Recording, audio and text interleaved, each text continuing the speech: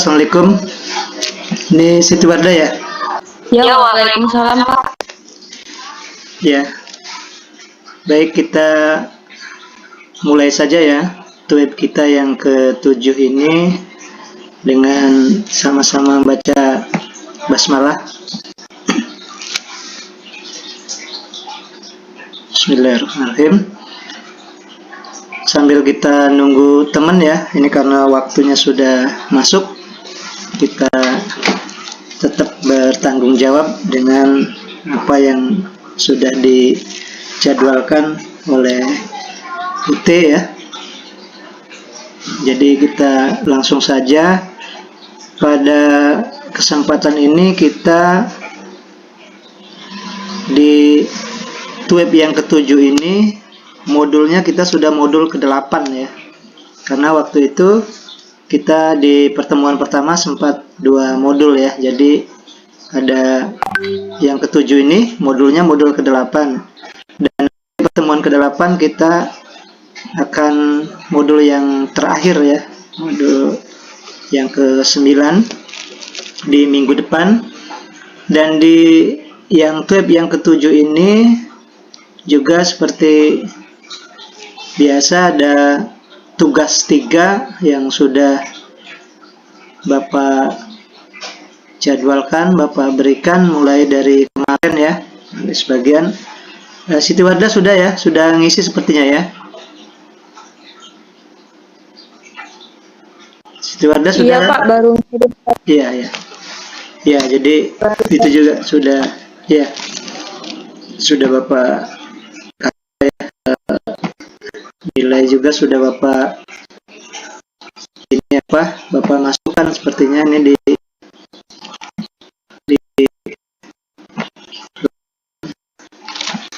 LMS kita. Ini tugas yang ketiga juga sudah Bapak masukkan. Ini kita refresh dulu ya. Ya, ini ada dari 9 orang, sudah 3 ya yang sudah menjawab tugas 3, dan ini ada 3 orang sudah Bapak cek ya. Ya, ada 3 ini sudah Bapak kasih ini juga. Jadi nanti yang belum bisa nyusul karena masih waktu sampai besok ya. Baik ya, balik lagi kita ke materi kita hari ini atau tweet yang ke-7 ini, yaitu aplikasi pengelolaan arsip ya. Nah, ini juga mungkin sambil nunggu teman yang lain ya, ini Bapak akan jelaskan dulu pengertian secara umum ya terkait dengan aplikasi dan pengelolaan ya, pengelolaan. Nanti kita bisa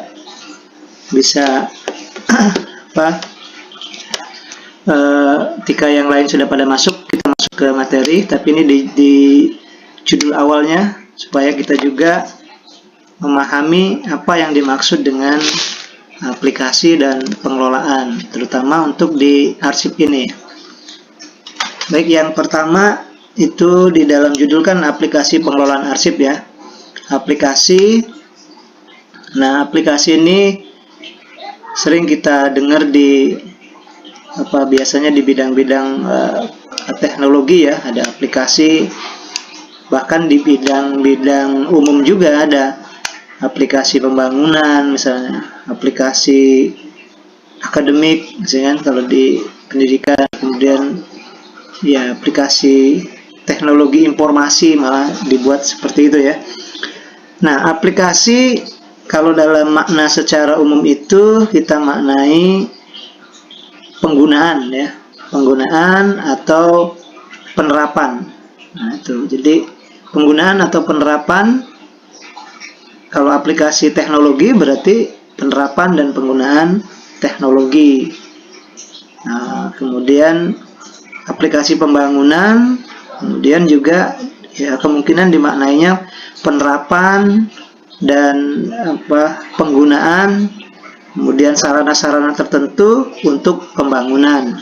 Itu seperti itu ya. Jadi kalau kita aplikasi pengelolaan arsip, berarti kan kita menggunakan aplikasi kemudian untuk mengelola arsip. Atau misalnya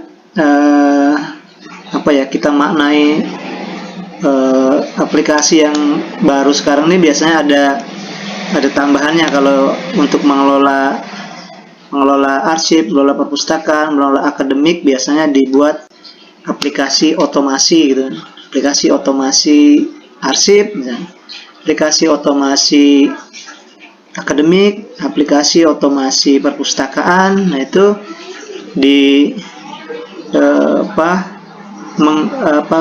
mengikuti apa yang akan objeknya, seperti arsip atau perpustakaan ya, atau misalnya aplikasi keuangan, aplikasi otomasi keuangan ya. Nah, itu yang aplikasi, artinya di situ penerapan ya. Jadi penerapan dari atau penggunaan teknologi otomasi, misalnya untuk teknologi untuk mengelola arsip. Ada juga aplikasi dimaknai sebagai penggunaan komputer atau perangkat lunak ya. Penggunaan komputer atau perangkat lunak yang didesain untuk menjalankan tugas tertentu. Nah, itu. Jadi penggunaan komputer ya, ini lebih spesifik lagi ya. Komputer atau perangkat lunak, berarti di situ ada juga selain dari komputer ya. Kalau misalnya sekarang kan komputer bisa miniatur komputernya termasuk handphone juga ya. Handphone kita itu juga teknologi komputer sebenarnya, karena apa yang ada di komputer itu juga bisa dilakukan di handphone ya. Ada Microsoft Word, ada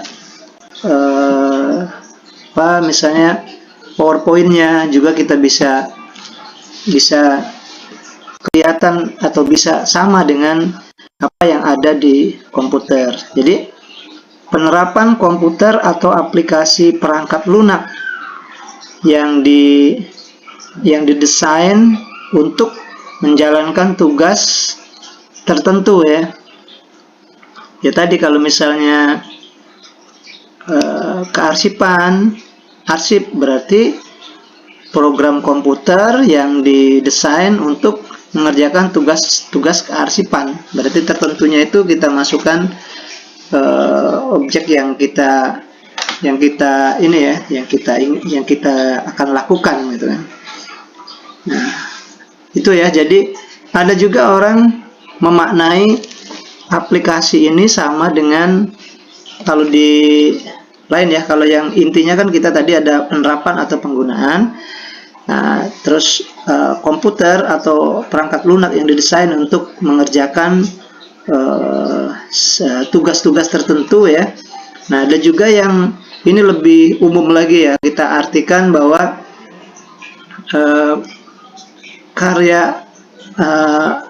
aplikasi itu bisa dimaknai sebagai karya hias dalam seni jahit menjahit misalnya kan, mendesain juga artinya kan akhirnya kan.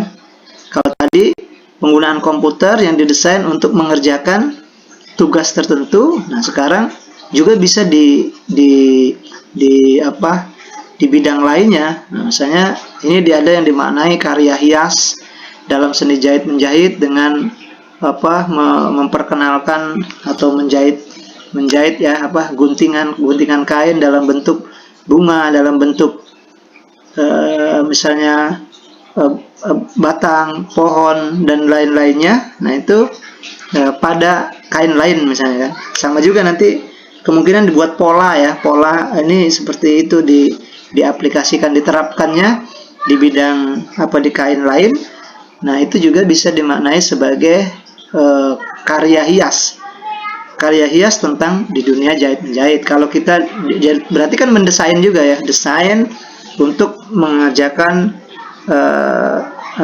di bidang jahit menjahit misalnya.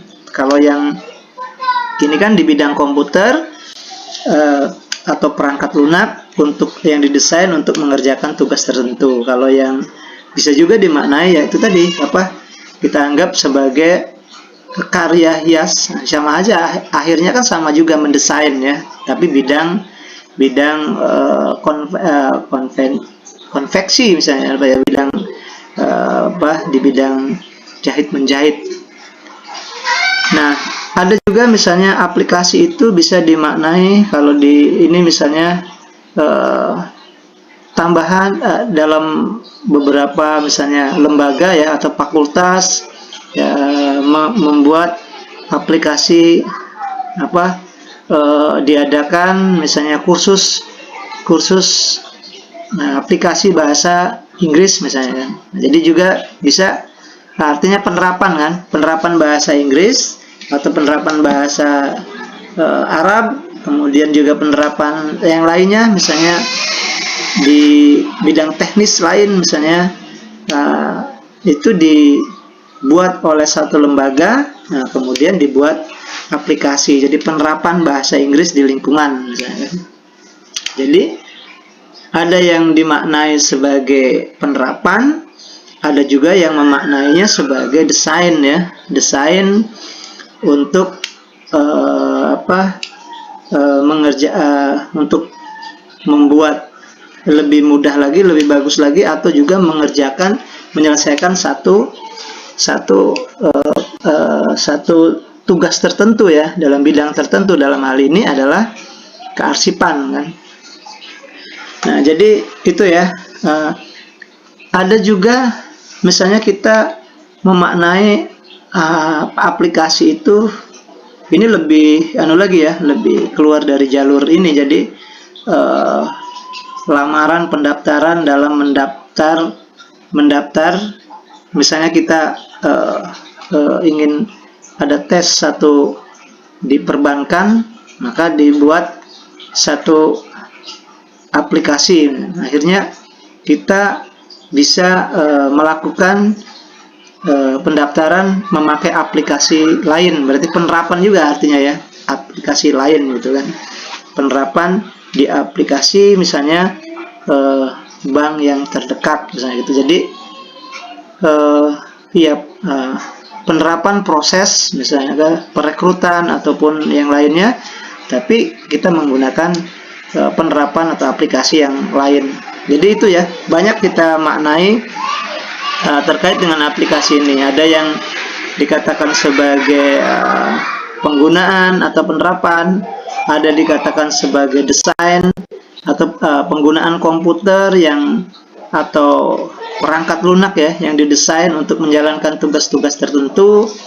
Ada juga tadi dimaknai sebagai karya hias, bahkan di bidang jahit menjahit ada seninya ya, seni jahit pola-polanya. Kemudian juga ada juga penerapan misalnya dalam satu bidang tertentu di satu lembaga ya, prakteknya itu juga aplikasi.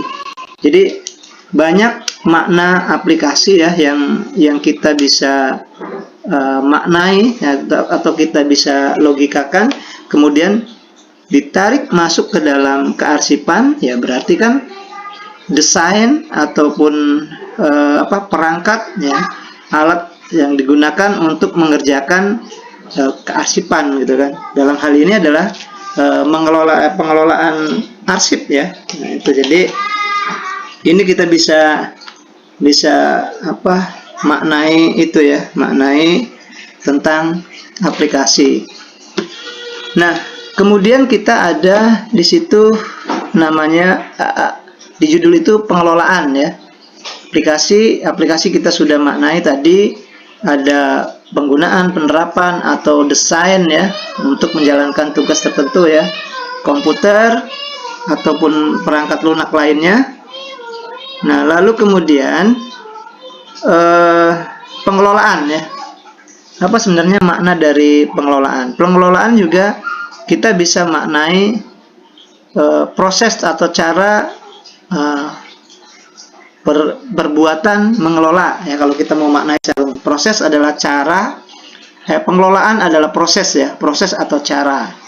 Jadi kalau kita mau gabungkan aplikasi pengelolaan arsip, berarti penerapan ya, penerapan desain atau yang didesain untuk menjalankan satu tugas tertentu dengan proses dan cara tertentu lah gitu misalnya ya, kita untuk menjalankan tugas dengan proses dan cara tertentu. Nah, itu kita bisa maknai seperti itu. Nah, proses pengelolaan juga kita bisa maknai sebagai kegiatan tertentu ya, dengan menggerakkan tenaga orang lain. Nah, itu proses, jadi proses melakukan kegiatan tertentu dengan menggerakkan tenaga orang lain. Pengelolaan ya, kalau kita misalnya kita mengelola kebun gitu kan, kita mengelola toko kita, artinya kan kita bukan hanya kita yang melakukan, tapi justru manajemen di situ ya, mengelola dengan menggunakan pihak atau orang lain, tenaga orang lain. Kalau kita mengelola kebun, kemudian kita akan di situ orang lain yang melakukan kegiatan atau tugas itu di kita ya. Nah, kemudian juga kita bisa maknai pengelolaan itu sebagai proses membantu merumuskan dan merumuskan dan tujuan dari satu organisasi. Bisa juga itu ya. Jadi kita misalnya ada sebuah lembaga atau organisasi, kemudian kita rencanakan, kita desain, kemudian bagaimana tujuan ke depan. Nah, itu juga bisa dianggap sebagai pengelolaan.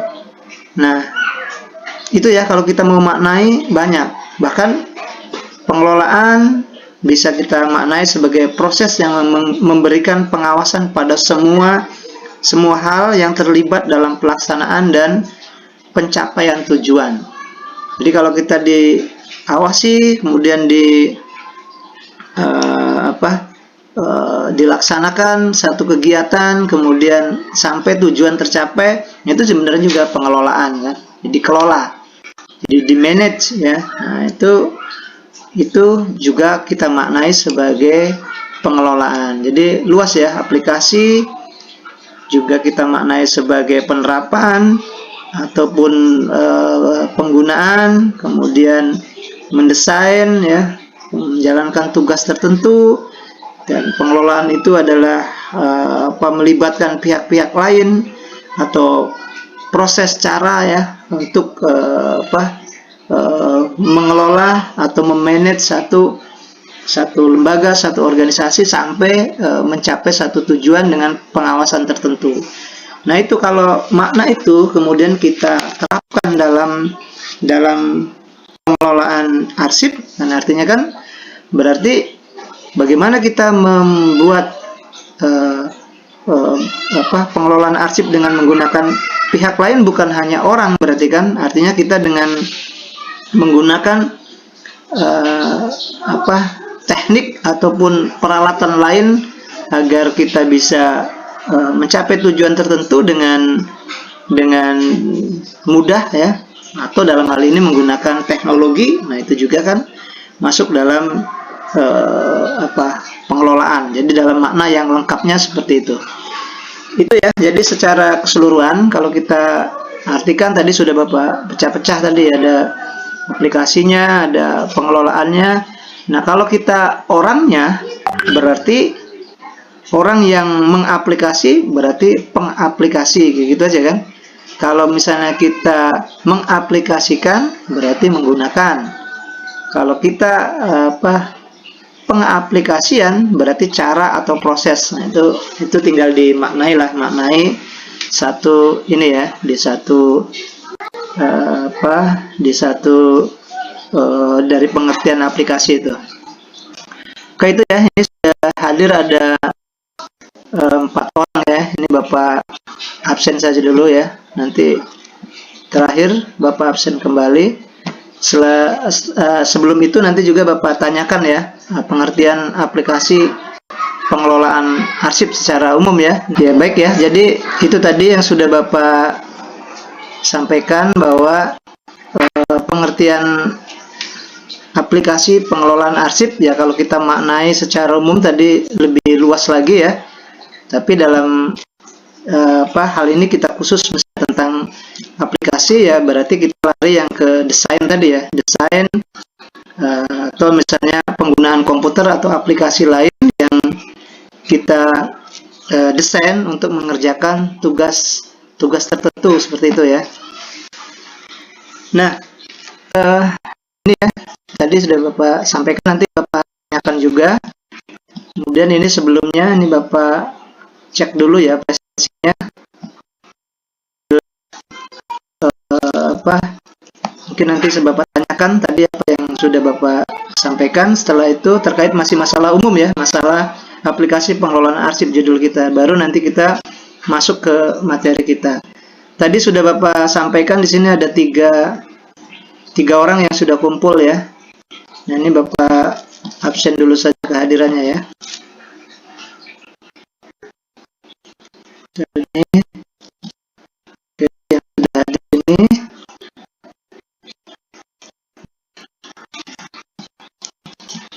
Yang sudah hadir ada Siti Wardah ya. Kemudian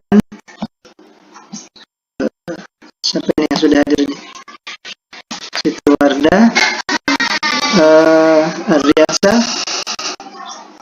Wahyu Adimas ya, Aman Maulana, 4 orang ya.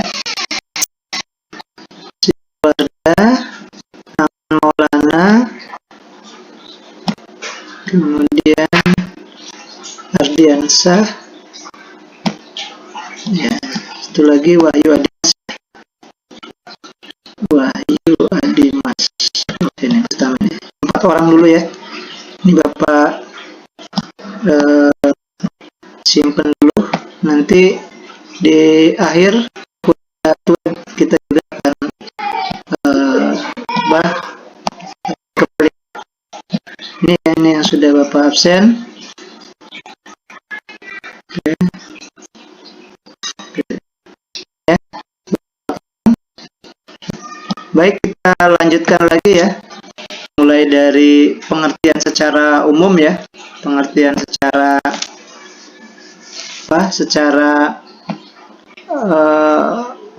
umum dari KBBI lah ya istilahnya. Jadi kita bisa memaknai aplikasi itu sebagai penerapan atau penggunaan, kemudian juga kita maknai sebagai desain ya, kita memaknai sebagai karya dalam satu bidang tertentu ya. Nah, itu kemudian pengelolaannya tadi ya, proses atau cara ya untuk melibatkan pihak-pihak lain agar bisa mencapai tujuan tertentu. Nah, itu jadi kalau kita kaitkan dengan arsip, berarti kan nanti bagaimana kita menerapkan ya desain ataupun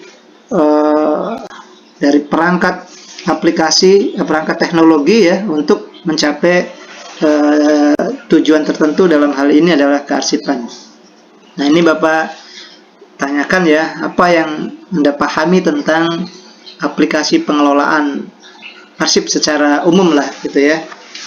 Silakan, ada wakil ya, seperti biasa ya, ada wakil. Nah silakan, ada yang ini Bapak ini saja ya, satu dari putra, satu dari yang putrinya. Mungkin Aman Maulana ada?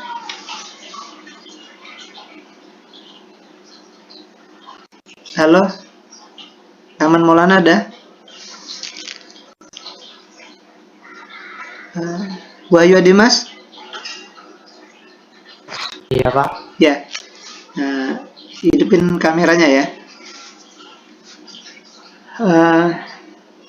Ya ini mungkin sepengetahuan Wahyu Adimas saja ya, apa yang Wahyu Adimas pahami tentang aplikasi pengelolaan arsip, atau misalnya tentang aplikasi lah ya, bukan hanya tentang arsip, mungkin bahwa makna dari pengaplikasian atau pengelolaan itu seperti apa? Silakan.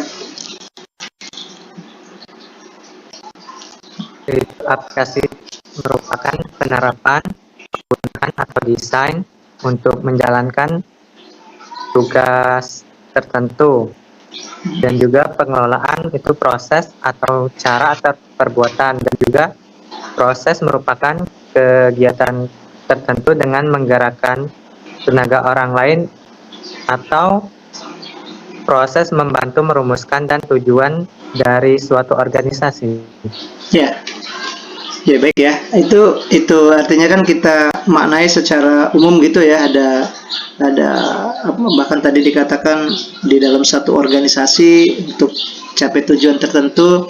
Nah, tapi ketika kita terapkan makna itu ke dalam pengelolaan arsip, nah berarti semua aktivitas yang di bidang kearsipan itu kemudian kita diterapkan, kemudian kita desain ya, sehingga tugas-tugas pengelolaan kearsipan itu akan bisa berjalan mencapai sampai tujuan tertentu yang kita inginkan bersama untuk pengguna maupun pengelolanya.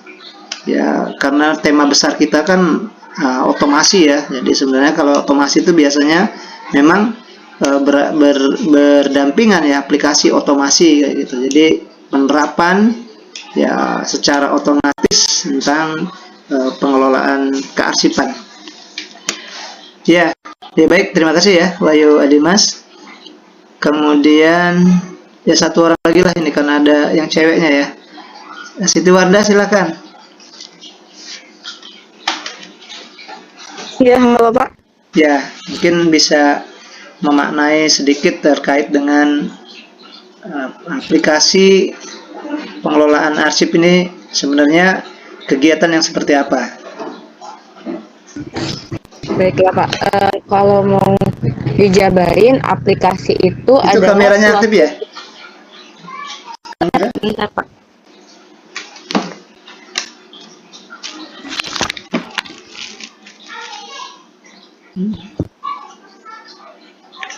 Ya. Aplikasi adalah suatu program yang siap digunakan untuk memudahkan manusia dalam melakukan aktivitas berkaitan dengan administrasi. Ya, ya, baik ya. Berarti ada tambahan makna lagi dari Siti Wardah, program ya. Jadi ya kadang-kadang kita memang aplikasi atau brandingan itu program aplikasi otomasi arsip ya, gitu. Jadi program ya bisa karena di situ ada cara-cara ya, ada metode, ada proses di dalam pengelolaan sehingga kita bisa juga maknai program gitu ya. Dan orang biasanya kalau dengar program, oh berarti larinya ke kadang-kadang ke teknologi juga ya, walaupun kita ini program pembangunan misalnya. Kalau misalnya aplikasi program pembangunan, penerapan program pembangunan ya juga di dalamnya ada proses, ada cara yang memang sudah direncanakan di arah ke depannya, itu sudah diprogramkan gitu ya, sudah dijadwalkan apa-apa yang akan kita lakukan misalnya, sehingga sampai tujuan tertentu bisa tercapai.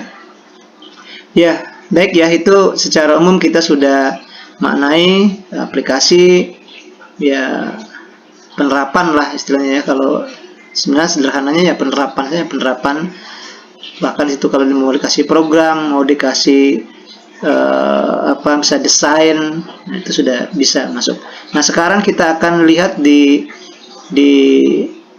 kearsipan, sebenarnya aplikasi pengelolaan arsip ini kegiatan yang seperti apa ya. Nanti kita lihat dari materi yang kita ada di modul. Nah itu kita bisa mungkin lebih mendalam lagi ya untuk melihat sebenarnya sih aplikasi penerapan pengelolaan arsip itu adalah kegiatan apa gitu ya. Nah ini kita coba buka dari ini ya, dari yang secara umum dulu ya. Kita akan lihat prolog atau pendahuluan secara umum yang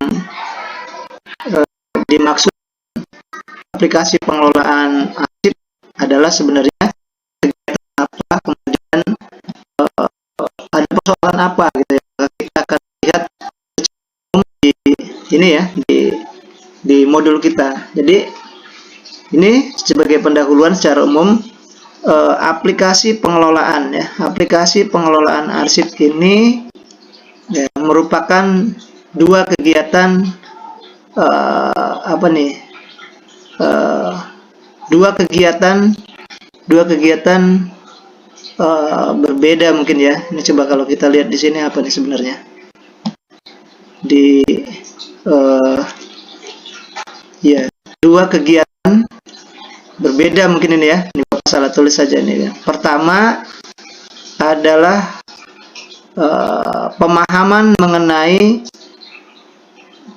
perancangan dan pengembangan aplikasi. Kemudian kedua mengenai pemahaman mengenai ketentuan fungsi aplikasi pengelolaan arsip.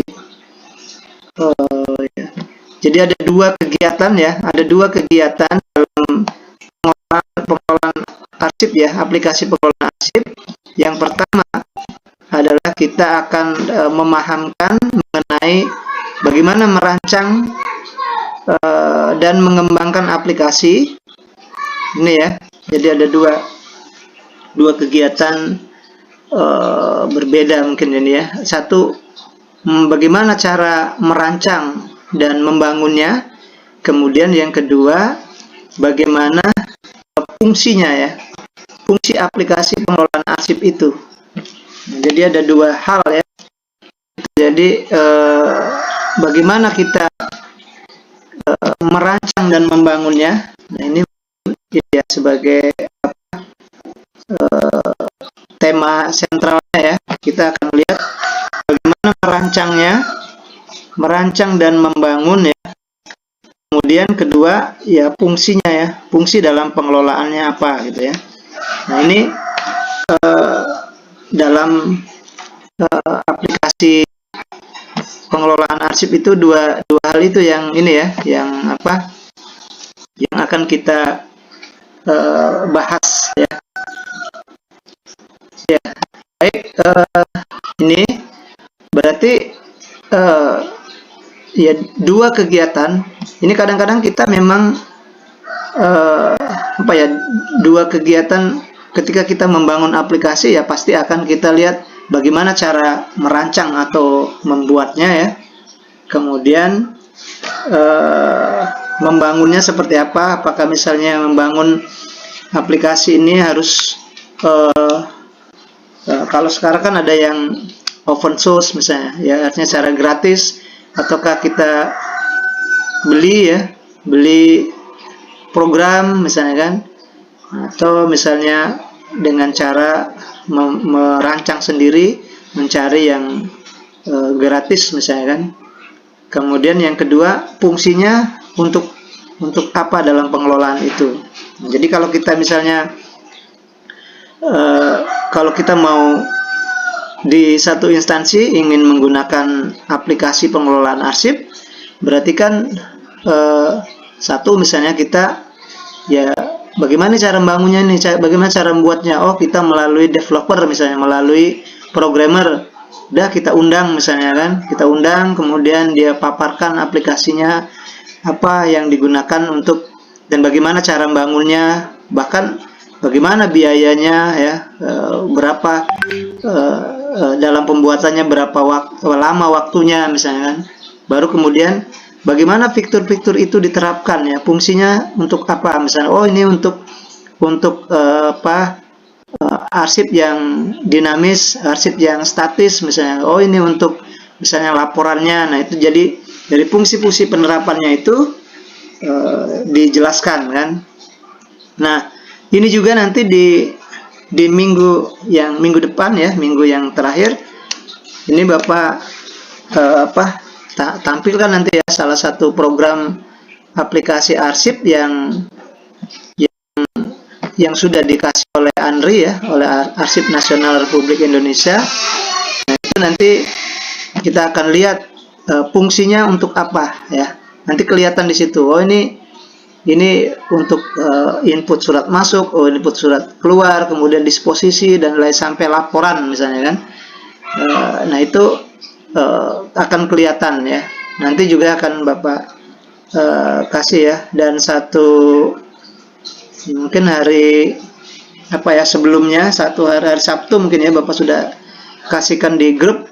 Nanti Bapak kirim ininya ya, aplikasinya Google Drive ya, itu nanti bisa di-download, kemudian bisa dipelajari dulu. Nanti minggu depan kita akan lihat programnya seperti apa. Karena kalau kita sekarang kan sistemnya ini jadi kemampuan kita sebenarnya di posisi yang kedua ya. Jadi kita kalau selama ini kan misalnya kita ada program, kemudian kita cari programmer, kemudian dia install di lembaga kita.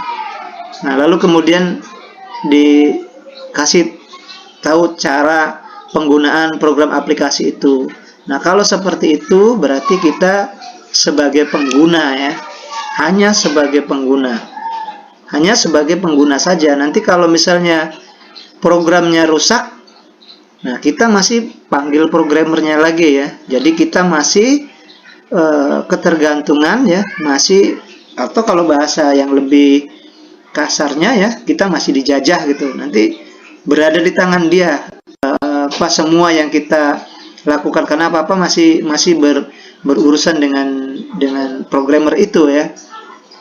Nah sebenarnya nanti ini yang ingin Bapak sampaikan itu, ini kita sudah harus naik lagi satu tingkat. Jadi kita sendiri yang menginstal, kita sendiri yang menggunakan.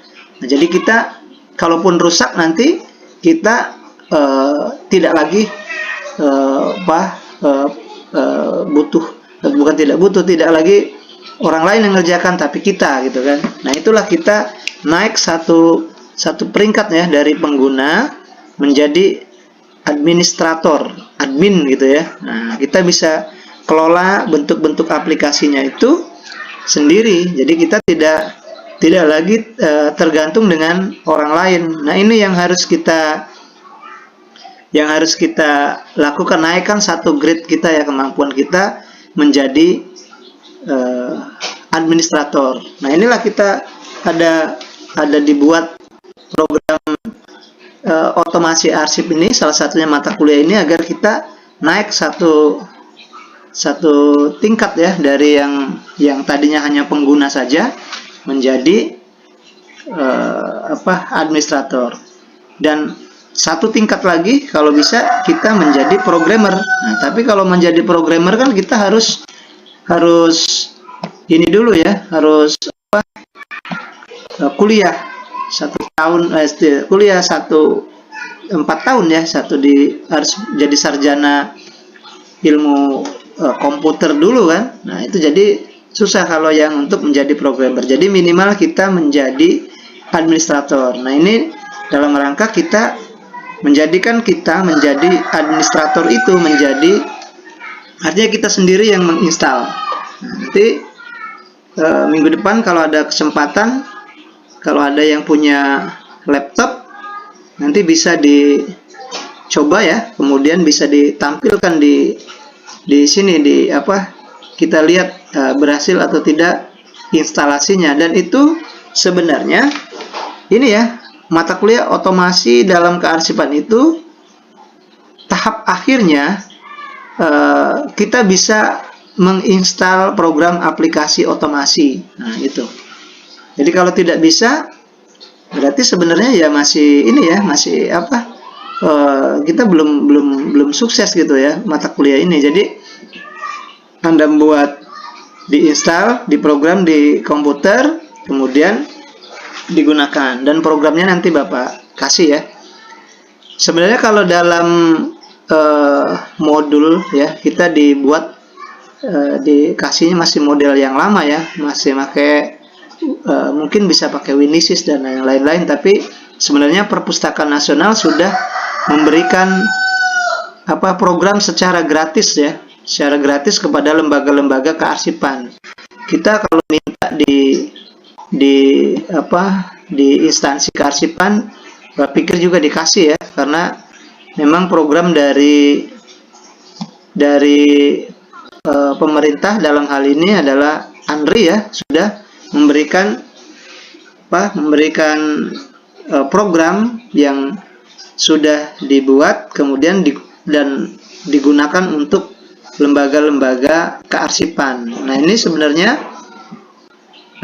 ilmu istilah D4 kearsipan ini ya, yang S1 kearsipan taruhlah yang ini harus kita yang menguasai. Jadi harus bisa program itu.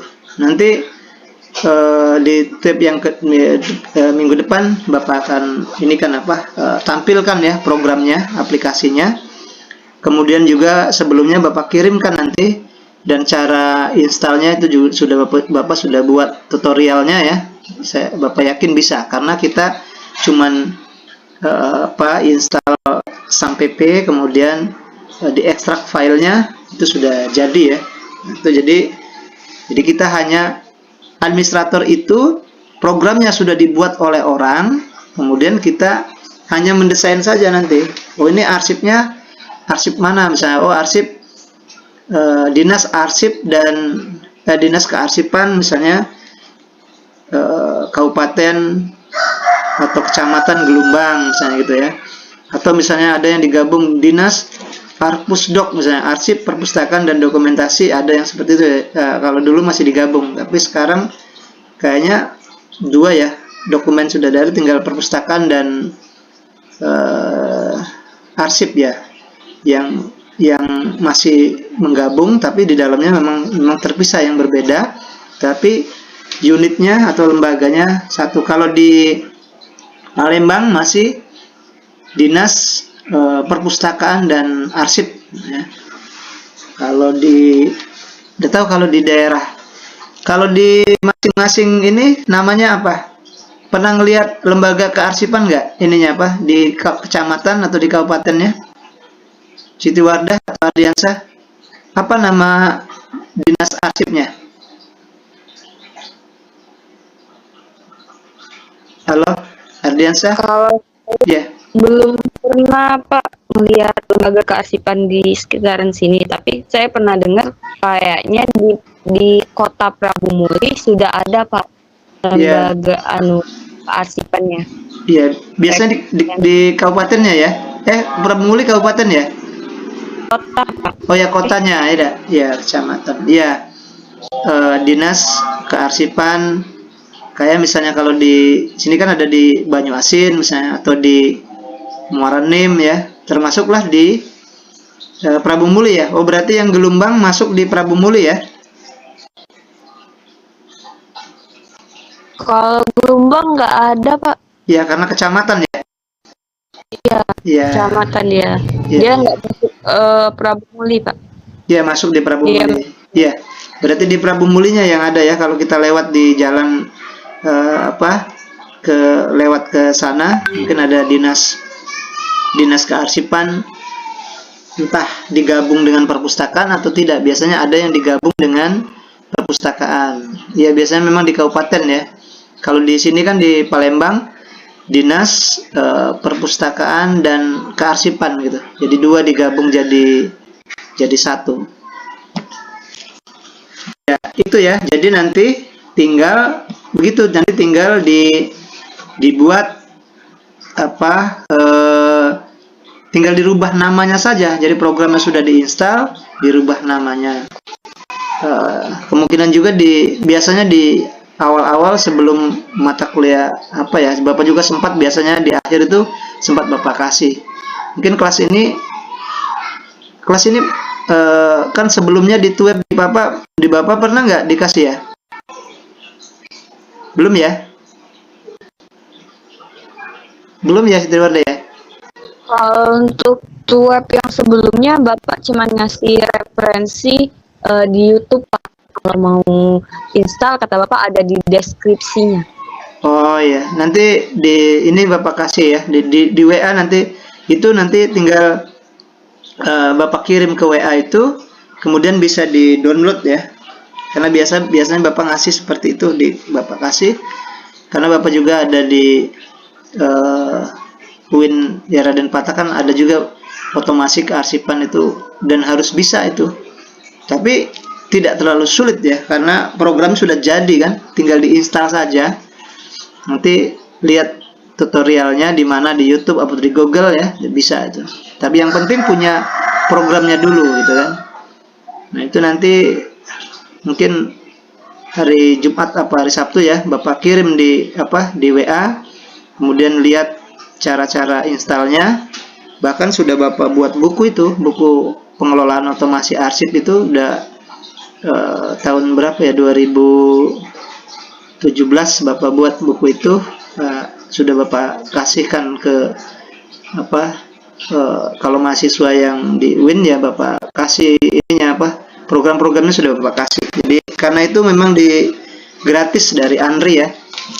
Ya, nanti minggu depan Bapak kasihkan ya, dan kita di tab ke-8 itu yang terakhir memang implementasi otomasi kearsipannya, dan harus ada program aplikasinya kan. Salah satunya itu program aplikasi SIKD ya, Sistem Informasi Kearsipan Dinamis, yang sudah digunakan oleh seluruh instansi kearsipan. Bahkan kalau Bapak lihat di Win Raden Patah itu sudah pakai juga, tapi dia sudah dirubah namanya menjadi e-office gitu ya. Jadi dia kayak, karena sudah basis web kan, nanti kalau orang mau buat surat itu tinggal masuk aplikasi itu, kemudian pegawai memasukkan di aplikasi itu, kemudian disposisinya itu ke dekan. Kalau di Universitas UIN ya, kalau Bapak lihat kemarin itu ke dekan, misalnya ke kabak, nanti disposisi ya, terus ke dekan gitu kan. Sudah selesai dari dekan, balik lagi kalau dia mau tingkat lebih tinggi, ke rektorat.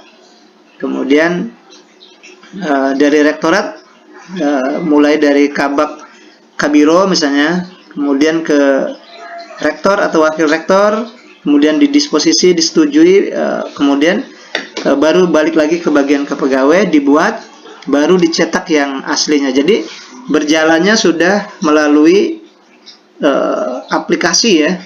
Jadi ya sebenarnya biasanya karena kampusnya kan, kalau di sini ada kampus A, kampus B ya, di Palembang ini Jakabaring, sama di sini di dekat Hilir Timur sini, di dekat rumah sakit umum ya. Jadi jaraknya hampir 4 kilo. Jadi sudah, kalau rektor di sana bisa ya, atau misalnya kemungkinan di UT juga sudah direktur proses sudah menggunakan aplikasi ya. Nah jadi itu kearsipan ya, jadi bisa diterapkan di mana saja, karena sebenarnya bidang kearsipan ini adalah bidang yang masuk ke seluruh ini ya, organisasi, lembaga pemerintah, lembaga swasta, pasti ada pengelolaan administrasi kearsipannya ya, di kepegawaian, keuangan umumnya. Nanti surat-suratnya kan itu tetap saja diarsipkan gitu. Jadi sebenarnya beruntung ya di jurusan kearsipan ini, karena tidak ini ya gua pikir semuanya masuk di bidang apapun ya, karena kita punya keilmuan yang walaupun teknis gitu ya, tetapi ada semua gitu kan. Berbeda dengan misalnya perpustakaan ya. Perpustakaan juga sebenarnya dia tumbuh dan ada di mana-mana, tetapi dia harus ada perpustakaannya kan, ada gedungnya gitu kan. Tapi kalau dia arsip, tidak ada gedungnya pun, ini kepegawaian pasti mengarsipkan gitu kan. Keuangan mengarsipkan. Jadi sebenarnya di atas itu ya, kalau di atas ya di perpustakaan ya. Perpustakaan kalau kita mau keilmuan kita digunakan ya harus ada perpustakaan ya kan. Kalau kita misalnya kita di lembaga kearsipan, memang khusus untuk arsip, tapi bukan lembaga kearsipannya pun itu masih masih menggunakan kearsipan itu. Jadi ini sebenarnya lebih luas ya keilmuan kita, yang keilmuan kearsipan ini ya. Nah itu ya, jadi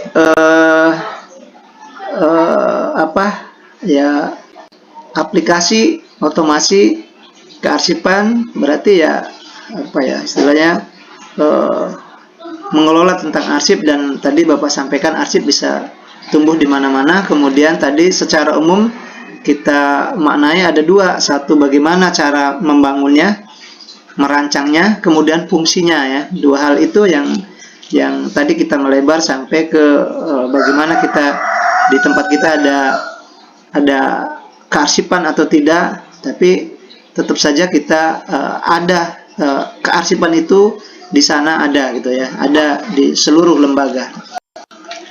Baik ya, selanjutnya tadi sudah kita cari apa secara umum ininya apa makna ataupun pendahuluannya. Nah, sekarang kita masuk ke apa materi kita ya.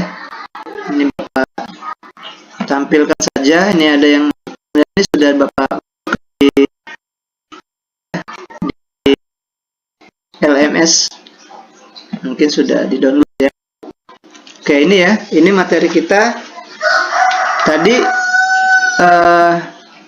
Pertama, aplikasi pengelolaan arsip ya, sudah kita jelaskan. Kemudian ada beberapa hal yang harus kita diskusikan. Yang pertama adalah di sini ada perancangan dan pengembangan aplikasi. Nah, itu ya. Yang kedua, fungsi aplikasinya. Ini tadi yang Bapak gambarkan secara umum ya. Jadi merancang aplikasi dan mengembangkannya seperti apa. Tadi secara umum sudah Bapak sampaikan ada dua macam, ada yang bisa dengan open source ya, atau kemudian kedua bisa juga dengan membuat sendiri atau beli ya. Kemudian ketentuan fungsi aplikasi pengelolaan arsip. Nah, ini nanti kita fungsi-fungsinya apa ya, berarti nanti lari ke bisa ke kontennya atau ke penggunaannya ya. Nah, itu ya. Kemudian ini kita lihat aspek dalam merancang dan pengembangan aplikasi. Oh, ini Bapak singkat ini ya, aplikasi ya, aplikasi. Jadi kurang ya, aplikasi tidak lengkap mungkin itu waktu membuat PowerPoint-nya. Tapi ini aplikasi maksudnya ya. Jadi aspek dalam merancang aplikasi, apa saja yang ketika kita ingin merancang aplikasi yang harus dilakukan ya. Ini sesuai dengan ISO ya, International Standard mungkin ini kalau ISO nih ya. 9003 oke, ini tadi di ini ya. Perancangan dan pengembangan aplikasi mencakup beberapa aspek. Oke, yang pertama, ketika kita ingin merancang aplikasi, katanya satu, perencanaan, perancangan dan pengembangan. Ya, berarti seperti itu ya. Jadi ketika kita ingin membangun sebuah aplikasi, ya kita merancang dulu ya, merancang perencanaan dan pengembangannya seperti apa gitu kan.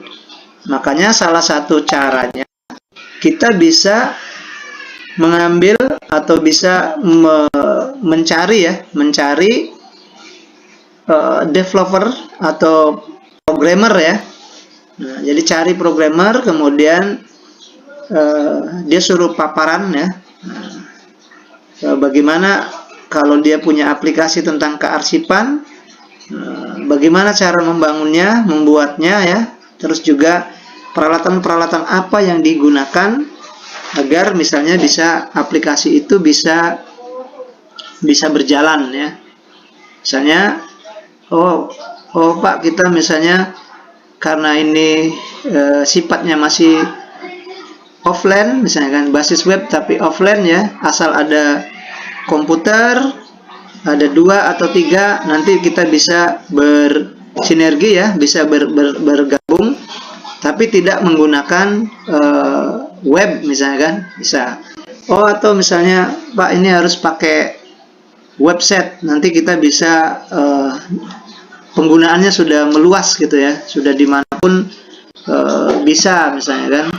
Nah, itu yang kita ini apa, yang kita bagaimana ke depannya, apakah mau membuat secara offline atau membuat secara online. Kemungkinan seperti itu yang ini ya, yang biasa dilakukan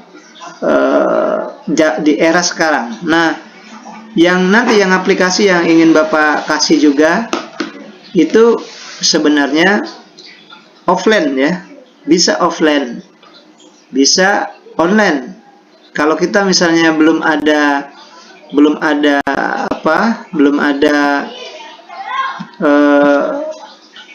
istilahnya belum ada website, berarti kita pakai offline. Nanti tinggal diinstal saja di komputer atau di laptop. Nanti kalau misalnya kita mau gabung dengan laptop yang lainnya atau komputer yang lainnya, nanti menggunakan kabel LAN. Nah, jadi waktu merancangnya ini akan kita rancang dalam bentuk yang offline, ya, dalam bentuk yang offline, Jadi menggunakan local area networking gitu. Atau kalau kita misalnya punya website ya, sudah hosting web misalnya kan, misalnya kita kayak di kampus misalnya, di kampus di UT misalnya sudah ada halaman UT ACID. Nah, itu kan berarti kan sudah punya website. Nanti aplikasi kita bisa masuk ke sana. Jadi dicangkolkan saja di sana, disangkut di istilahnya dibuat satu menu tambahan. Jadi pengelolaan arsipnya. Nah, itu bisa. Jadi program nanti yang akan Bapak kasih itu bisa digabungkan di sana ya. Jadi servernya ikut misalnya di lembaga yang sudah punya web gitu kan. Kayak UIN Raden Patah Palembang misalnya kan. Karena sudah ada Raden Patah ACID, ya, akademik ACID ya kalau di akademik biasanya. Nah, itu gabung, makanya ada menu namanya e-office. Nah, e-office itulah tentang kearsipan. Ternyata ketika dilihat isinya ya SIKD gitu, sistem kearsipan dinamis. Nah, itu kan artinya sudah merancang ke depannya, oh ini sudah basis website saja gitu kan, supaya kita bisa dari manapun kita bisa menggunakannya. Itu ya. Kemudian yang selanjutnya, yang kedua, aspek apa saja yang harus ketika kita ingin membangun sebuah website. Yang kedua adalah di sini ya, kita bakal lihat kembali. Yang kedua adalah input perancangan dan pengembangan, kemudian output perancangan dan pengembangan. Dua ya, input dan output. Oke, jadi ya input kan berarti masukan ya, masukannya apa nih misalnya kebutuhannya juga bisa dianggap kebutuhannya apa, atau misalnya nanti apa sebenarnya yang akan kita input. Oh Pak, ternyata arsip misalnya semua tentang aktivitas kegiatan di lembaga itu, baik dari buat surat, buat SK, buat misalnya ada arsip dari luar, karena lembaga kearsipan ya, arsip dari daerah lain yang masuk ke kita. Oke, itu inputnya ya, berarti semua yang ada di dalam lembaga kita itu kita akan input menjadi yang akan kita kelola gitu kan. Nah, outputnya apa? Misalnya outputnya, oh ternyata ini karena sudah dibuat aplikasi, nah bisa outputnya nanti ke website misalkan ke halayak ramai misalkan bisa dilihat oleh seluruh lapisan bahkan lapisan di Indonesia, bahkan di dunia gitu kan, karena sudah dimasukkan dalam website. Nanti juga kita akan lihat ya, kemungkinan sebelumnya sudah Bapak sampaikan, ada kalau kita mau lihat arsip di Arsip Nasional Republik Indonesia itu ya tinggal buat ketik saja kan di alamat website kita ANRI misalnya kan, Arsip Nasional Republik Indonesia. Nah itu artinya kan sudah outputnya bisa dilihat oleh semua orang ya, bisa dilihat di mana-mana, kapanpun ya, selagi kita ada ada web ya, ada WiFi ya, ada data atau ada handphone lah, dengan handphone kita bisa lihat. Nah itu jadi luarannya seperti apa. Nah itu juga salah satu masuk dalam kategori bagaimana ini dikembangkan aspek kedepannya seperti apa. Nah itu yang istilahnya kita ingin kita harapkan di masa yang akan datang terkait dengan kearsipannya itu ya. Nah selanjutnya di sini ada review ya, review perancangan dan pengembangan, kemudian memverifikasi ya, review dan verifikasi. Oke. Biasanya kalau kita ingin membuat memanggil seorang developer atau programmer ya, kemudian kan katakanlah kita misalnya sudah ada upaya untuk kita akan membuat satu program aplikasi dari seorang programmer, lalu kemudian diuji coba ya, di review, dicek kembali ininya program sejauh mana program itu bisa berjalan. Kadang-kadang biasanya kalau kita ini ya, ada ini Pak, misalnya dalam 1 minggu misalnya kita masih dikasih bahasanya, kalau kita beli handphone itu kemudian 1 minggu masih ada garansi, nah gitu ya, bisa juga garansi lah, kita cek dulu. Artinya 1 minggu kalau ada apa-apa kan masih kita bisa kembalikan lagi ya alat yang kita beli itu, handphone misalnya. Begitu juga dengan sistem atau program ya, nanti kita dalam seminggu itu uji coba dulu misalnya, atau mungkin dia kasih waktu 1 bulan lah, bagaimana program ini yang kita beli atau kita rancang ini berjalan atau tidak gitu kan. Baru kemudian diverifikasi ya, review dan verifikasi ya. Sini ada nama kalimatnya, verifikasi, berarti ya dicek dulu akurat tidaknya gitu kan. Baru setelah itu memang sudah berhasil ya, sudah bagus ya, berarti kan berjalan untuk diterapkan gitu kan.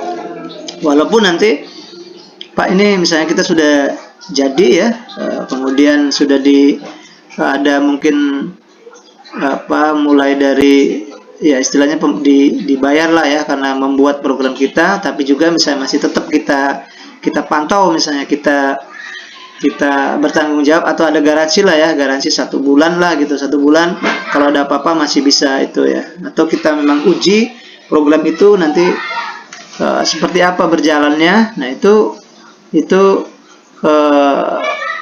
aspek yang harus kita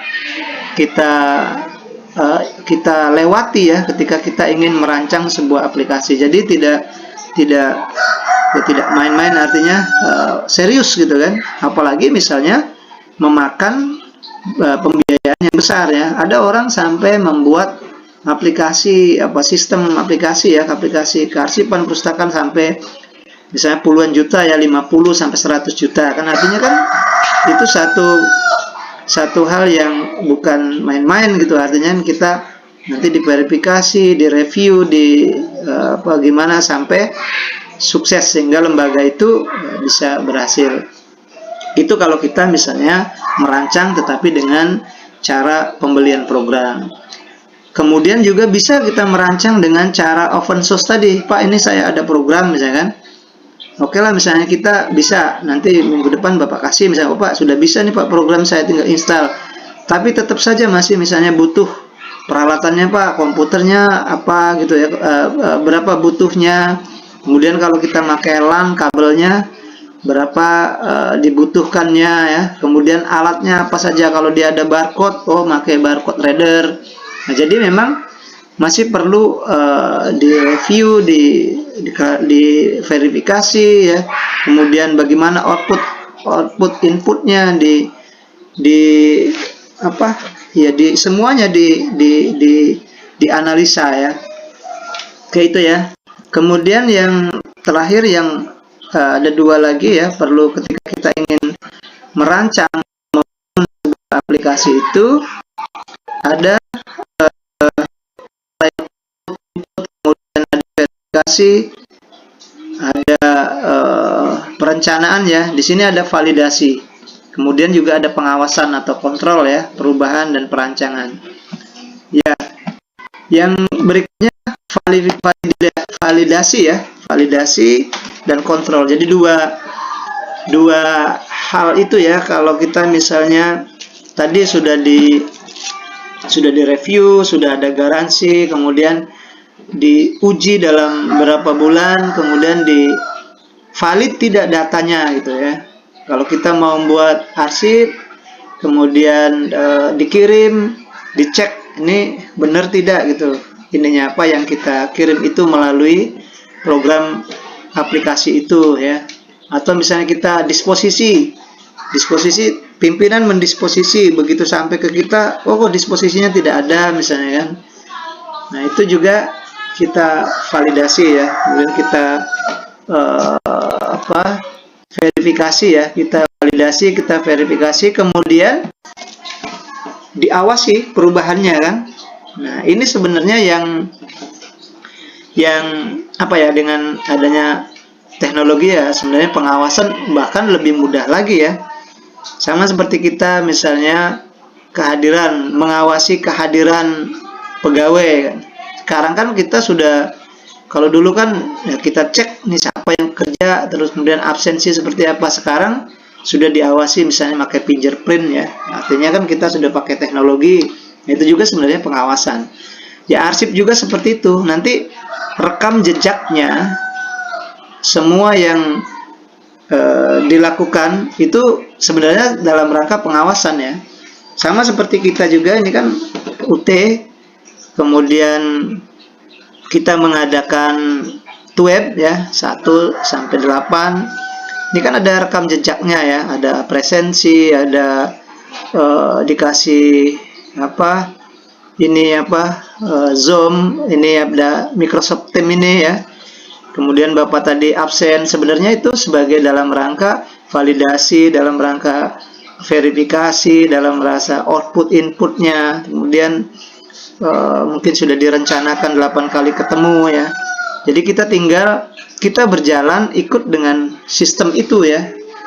Makanya kita ya memang benar-benar harus niat kitanya ya, niat dari kitanya ya. Kadang-kadang kita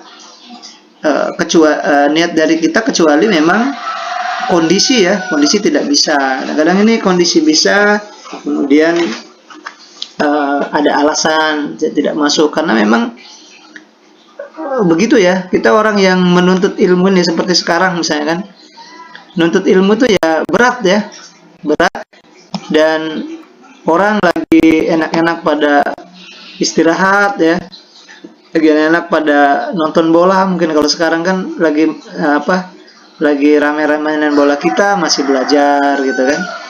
Orang lagi santai-santai, mungkin ada yang ke mall, ke pasar ya. Kita masih berurusan dengan belajar gitu kan. Nah, itu memang resiko kita. Tetapi nanti ketika Anda sudah selesai, ya kan biasanya Allah akan mengangkat derajat kayak gitu kan, derajat orang-orang yang punya ilmu dan pengetahuan. Artinya kalau Anda sudah sarjana nanti ya insya Allah ya diangkat derajatnya, diberi kemudahan kan, seperti itu. Jadi semuanya ada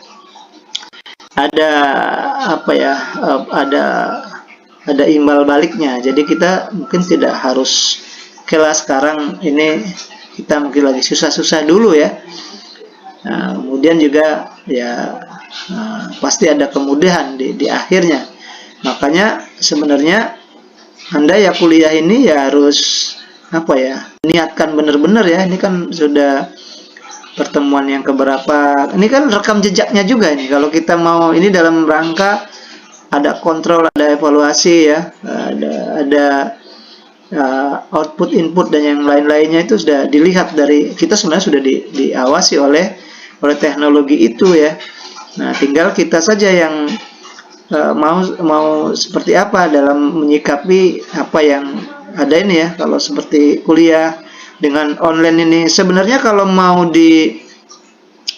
kita mau berpikir ya, ini ada kemudahan kan kita kuliah dengan cara yang online ini ya.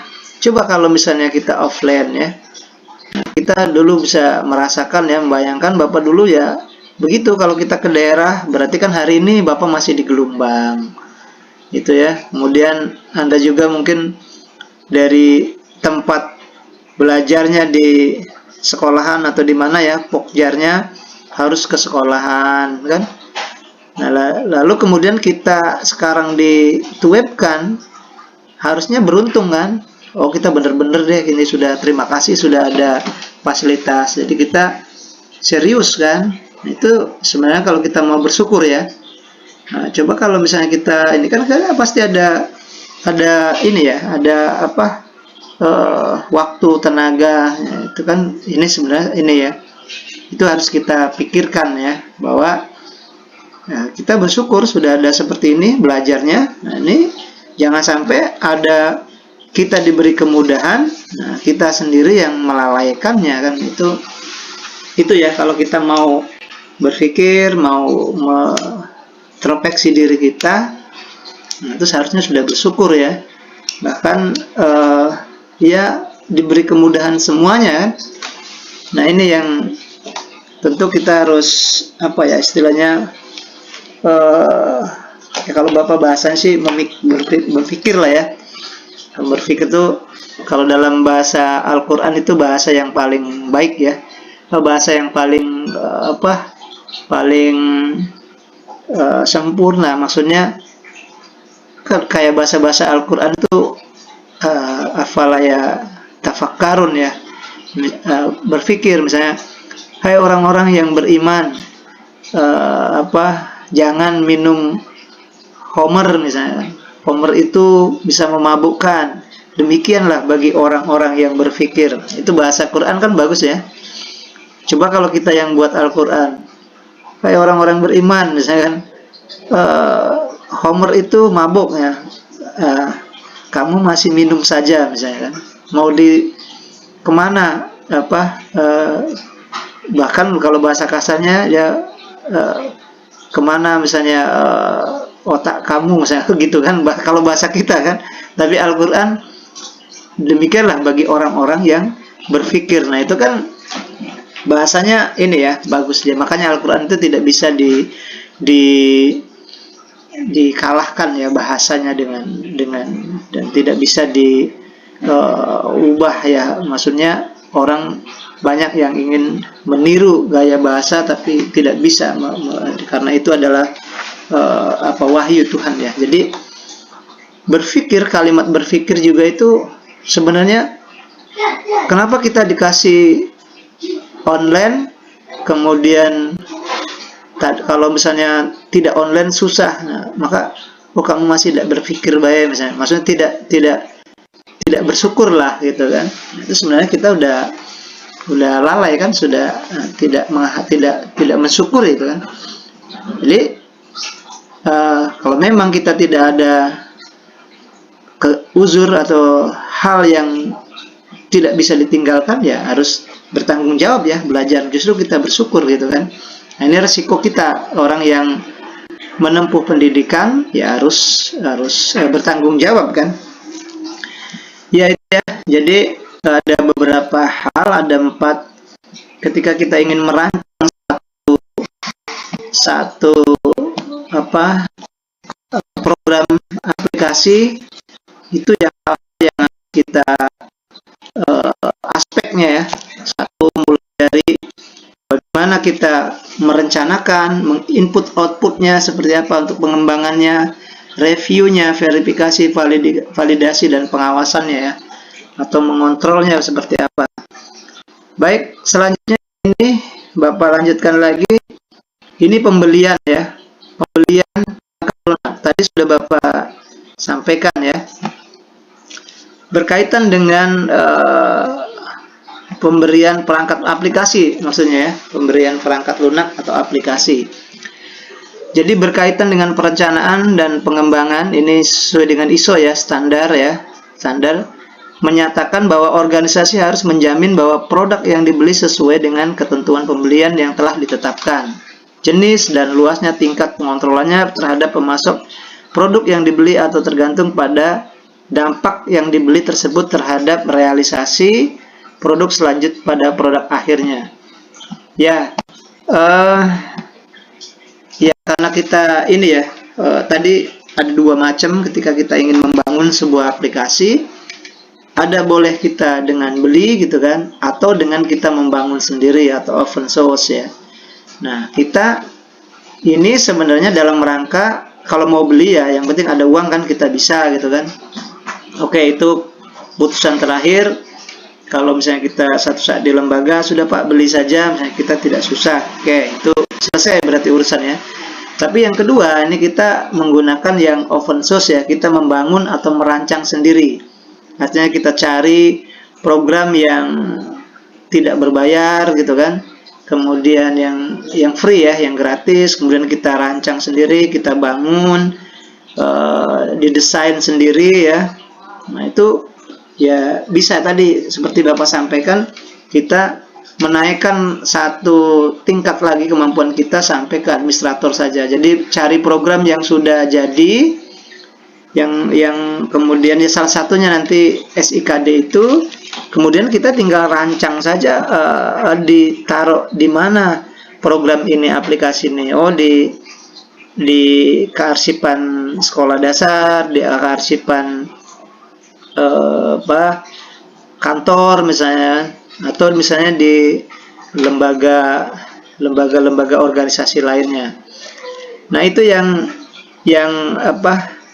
kita harus bisa ya. Bahkan Bapak menganggap karena Bapak ngajar otomasi ya, otomasi arsip dan otomasi perpustakaan. Kalau di UIN Bapak ngajar otomasi perpustakaan. Kalau perpustakaan itu ada SLIM kalau sekarang dengan Senayan Library Management System dengan English Slide 2 itu yang biasanya Bapak kasih ke mahasiswa. Tapi kalau arsip Bapak kasih yang SIKD, sistem kearsipan dinamis ya. Nah, SIKD, sistem informasi kearsipan dinamis. Nah, jadi itu ya. Bahkan ada SIMARDI ya, dulu ada SIMARDI, sistem informasi arsip dinamis, SIMARDI juga namanya ya, tapi itu bentuknya masih desktop ya. Jadi nanti program itu ada dua macam ya. Ada yang desktop, ada yang basis website. Nah, ini SIKD ini sebenarnya sudah basis website. Bedanya kalau dia desktop, ketika kita install itu langsung lari ke desktop. Kalau komputer ini kan ada desktop yang di depannya, layar depan ya. Nah, itu lari ke situ, kemudian kita klik saja sudah masuk ke aplikasinya, tinggal masuk password dan lain-lain. Nah, itu biasanya kita install aplikasi misalnya Photoshop ya, kemudian aplikasi apalagi yang sering dipakai, Photoscape ya. Kalau kita di mana ya, kalau di kampus-kampus itu ada orang kalau mau cuci cetak foto itu menggunakan Photoscape itu ya. Nanti di cetak foto 2x3, 4x6, 3x2, terus ada programnya, aplikasi namanya Photoscape ya, atau Photoshop atau Corel Draw ya kan. Nah, itu biasanya programnya juga sudah jadi ya, tinggal beli program. Kemudian kalau dulu Bapak sempat nyari-nyari itu di Carrefour, kalau Palembang sini ada PS ya, Palembang Square ya. Nah, nanti di situ ada jual di PCD yang ya sebenarnya bacakan ya, tapi harganya cuma 10.000 ya. Nanti kalau kita mau, Pak saya mau cari program mendesain foto misalnya, oh Photoshop ya, oh Corel Draw ya, gitu. Oh Pak saya mau membuat program aplikasi DSC accounting, oh untuk akuntansi misalnya kan, nanti dikasih aplikasi itu dalam bentuk ini apa PCD ya, kemudian kita install saja di laptop kita. Nah waktu diinstal itu nanti ada kode ininya, ada kode passwordnya, sudah ya selesai, masuk ke Dockstop. Nah itu program yang bentuknya Dockstop, nanti tinggal kita gunakan saja. Atau misalnya game ya, game itu kan sudah Dockstop semua itu. Jadi itu ya, jadi mudah, tinggal kita install saja. Hanya persoalannya dia tidak bisa di website ya. Nanti kalau kita dikoneksikan ke internet, nah kita biasanya belum bisa ya. Nah kalau yang kedua itu ada program yang basisnya website. Maka basisnya website itu nanti membukanya menggunakan Chrome atau Mozilla atau apa ya, Safari kalau di Apple ya, laptop Apple tuh Safari misalnya kan. Atau misalnya di sini ada program Opera Mini misalnya kan. Nah, kayak ini sekarang kita pakai Microsoft Teams.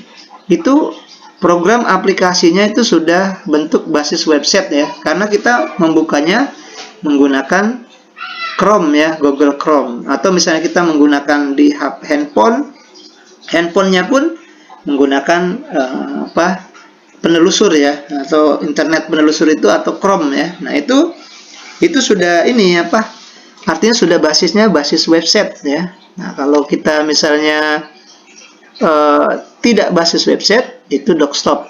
Nah itu ya, jadi ada dua macam kita ketika kita ingin membeli perangkat lunak, gitu ya. Membeli perangkat lunak, mau yang Dockstop apa mau yang basis website.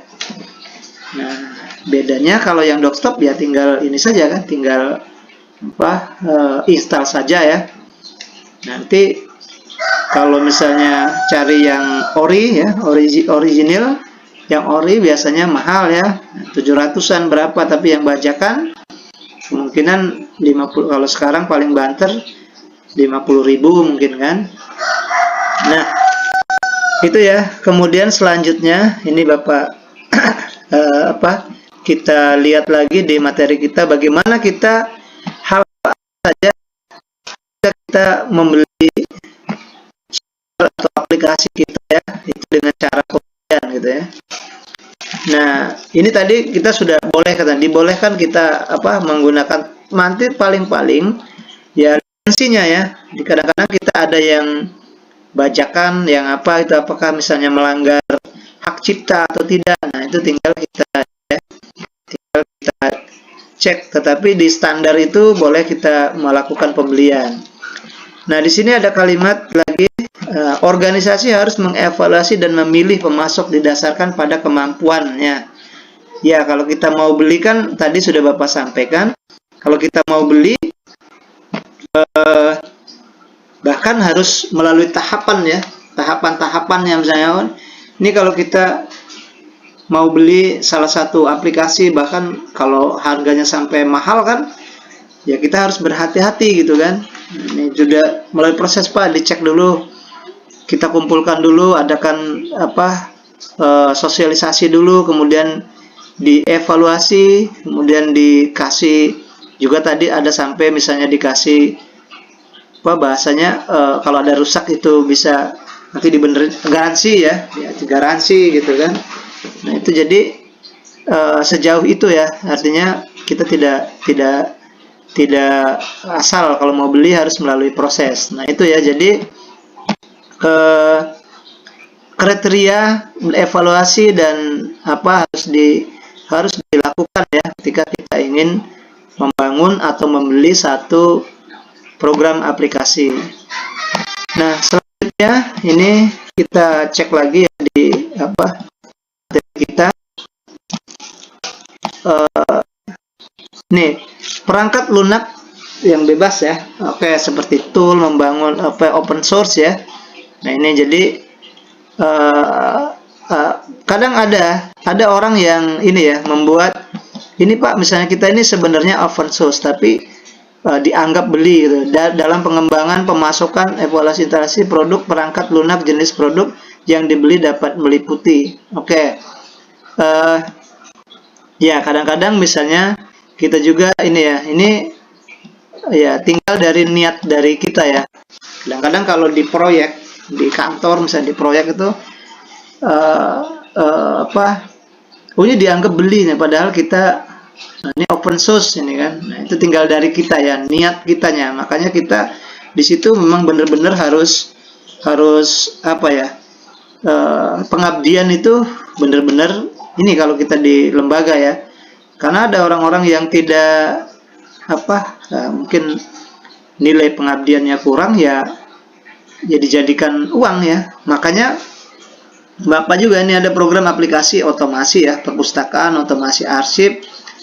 Ketika kalau offline misalnya ke Bapak ke mahasiswa, itu kadang-kadang sudah Bapak kasih tahu ini ya, syaratnya. Ini Bapak ajarkan otomasi ini, tapi dengan syarat jangan misalnya dijadikan untuk menjajah ya lembaga gitu, menjajah orang lain. Maksudnya menjajah itu, ini Pak saya buatkan otomasi arsip, berapa harganya? 20 juta misalnya kan. Berarti kan itu menjajah ya. Oh ini Pak otomasi perpustakaan, berapa harganya? 50 juta Pak. Nah itu yang Bapak tidak mau ya, tidak boleh. Artinya begini, jadi kita punya prinsip gitu. Jadi kita tidak boleh menetapkan harga, itu aja ya. Tidak boleh menetapkan harga, tapi kalau misalnya dikasih, ya kasih ya kita terima gitu kan. Jadi misalnya, Pak saya udah bisa nih program otomasi arsip SIKD, saya buatlah di kantor saya. Nah berapa nih Pak Mul biayanya? Ya terserah Pak gitu. Nah kalau seperti itu halal ya. Jadi kita nyontoh ini saja, nyontoh para ulama zaman dulu berdakwah itu ya. Kalau ulama zaman dulu berdakwah itu dia tidak memberikan harganya berapa gitu. Dia terserah dikasih berapapun gitu ya. Dan bahkan dia misalnya dia ceramah di masjid yang di pelosok gitu ya, di daerah. Kemudian begitu sudah berjanji, didatang lagi yang lain. Oh ini misalnya di Palembang sini ya, kita ini di Pahlawan ini Masjid Pahlawan kan di kecamatan misalnya kan, kelurahan malah ya, kelurahan Pahlawan misalnya. Ternyata ada orang lagi datang, nih Pak saya undang di Masjid Agung. Oh ini di kota besar kan, artinya wah ini kalau mau dilihat nanti bayarannya lebih baik yang di sana di Masjid Agung gitu. Tapi kita punya prinsip kalau zaman dulu kan ini siapa yang duluan gitu kan, duluan dan kita berjanji menyanggupi. Nah itu yang harus kita, oh tidak Pak saya sudah ada gitu, walaupun itu lebih besar bayarannya. Nah itu ulama zaman dulu kan seperti itu ya. Nah itu juga kita terapkan dalam bidang kearsipan kita. Kita bisa otomasi, kemudian ada orang mau minta kita ilmu kita misalnya gitu kan, atau menginstalkan atau apa, nanti berapa nih Pak? Ya terserah, bilang gitu saja ya, terserah berapa. Nah kalau dia ngasih berarti ya kita terima, tapi kalau kita tentukan harga itu yang tidak boleh ya. Nah jadi seperti itu ya, Bapak sampaikan ke mahasiswa itu. Ini Bapak ajarin semua deh, otomasi arsip, otomasi perpustakaan, ada English Light, ada Slim, ada SIKD, bahkan ada yang akademik misalnya Bapak ajarkan. Tapi jangan dijadikan uang gitu. Maksud bukan jangan jadikan uang, jangan menjajah untuk orang-orang sesama kita, apalagi bisa bidang kearsipan atau bidang perpustakaan. Nah itu tidak boleh ya. Menjajah kelompok kita, akhirnya kan kita punya kemampuan lalu kita menjajahnya gitu kan. Bahkan justru ini sebenarnya lahan itu ya, lahan dakwah kita. Dakwahnya ilmu kearsipan juga harusnya seperti itu. Kita bisa program otomasi arsip. Sudah kita setiap lembaga, Pak ini saya instalkan aja. Bagaimana biaya gratis saja Pak? Nah, kita juga kan tidak itu ya. Itu yang dari dulu Bapak. Kenapa Bapak ambil sekarang mata kuliah pun Bapak ada yang banyak ya, salah satunya otomasi arsip itu. Karena dulu Bapak ngerasakan ya, dulu kita buat program walaupun bukan arsip ya, dulu perpustakaan itu ada 5 juta zaman 2005 itu ya, 2015 15 juta, ada yang 10 juta gitu kan. Terus kita masih terikat dengan dia ya, kalau ada rusak manggil dia lagi, kan susah. Itu makanya Bapak dulu pengen bisa otomasi ini, nanti bisa ajarkan ke orang lain supaya jangan ngerasakan dijajah itu, karena kita ini ya kita dijajah oleh programmer itu. Nah, itu yang kita tidak mau ya. Ini ilmu arsip juga gitu, kita orang arsip cari programmer masih tergantung dengan dia. Itu gimana kita ya harusnya kita yang ini sebarkan ilmu kita ke lembaga-lembaga arsip. Salah satunya ya ini yang otomasi ini ya. Jadi nanti harus bisa ya otomasi arsip itu, dan Mbak pikir juga tidak terlalu sulit, itu akan ada programnya kan. Nah, kita naikkan saja tingkat kita menjadi administrator lah, orang yang bisa adminnya ya, bisa mengedit saja programnya, tapi kita tidak membangun dari awal. Kalau membangun dari awal ya programmer kan, kita tidak akan bisa. Nah, itu ya. Jadi membeli dengan cara open source, kadang ada katanya di situ kalimat dianggap sajalah membeli kayak gitu kan. Tetapi kan tinggal kita ini saja ya, itu artinya kalau bisa dialihkan kepada yang lainnya. Ini Pak dianggap beli, tapi ini belikan alat-alatnya apanya aja, tapi programnya kita gratis misalnya. Atau ada beberapa cara ya, ketika Anda pengen kita sudah bisa program, kemudian kita juga tidak mau yang Bapak anggap tadi katakan gitu ya.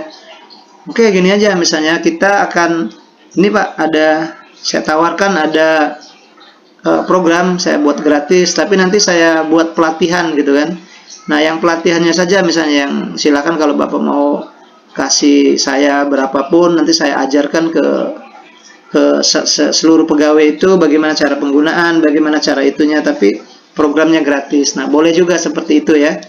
Jadi kita harus berdakwah, harus bersebarkan ilmu kita, terutama yang otomasi ini, dan ya jadikan lahan amal kita kan, lahan dakwah kita. Jadi kalau jurusan ilmu dakwah, dia berdakwah ya, dakwah dengan ayat-ayat gitu kan. Kita dengan otomasi, karena biar pengelolaannya mudah kan, yang bekerja di bidang kearsipan mudah. Dan itu sebenarnya harus disebarkan ya, sebarkan kemana-mana, ke seluruh ini ya, instansi yang menggunakan kearsipan gitu ya. Karena lisensinya itu sudah dibeli oleh ANRI itu ANRI Arsip Republik Indonesia kan, kita sudah dikasih suruh menyebarluaskannya. Nah, ketika kita suruh menyebarluaskannya, terus kita menjadikannya itu sebagai penghasil atau uang, nah itu yang kita tidak boleh kan. Tapi kalau misalnya tadi ada beberapa macam, ada jasanya aja Pak misalnya kan, saya adakan pelatihan, ini programnya gratis, nah, mungkin itu ya. Atau Bapak silakanlah mau dikasih berapapun gitu kan. Begitu saja ya. Jadi kita juga istilah bahasa itu masuk surga bukan hanya dengan agama saja. Bapak pikir dengan ilmu yang kita punya pun, kalau kita memang benar-benar mau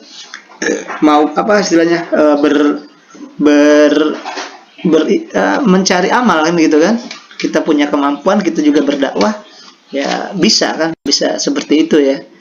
Nah, ini hal-hal yang harus kita tanamkan ya dalam punya prinsipnya ya, punya prinsip ya seperti itu ya. Kita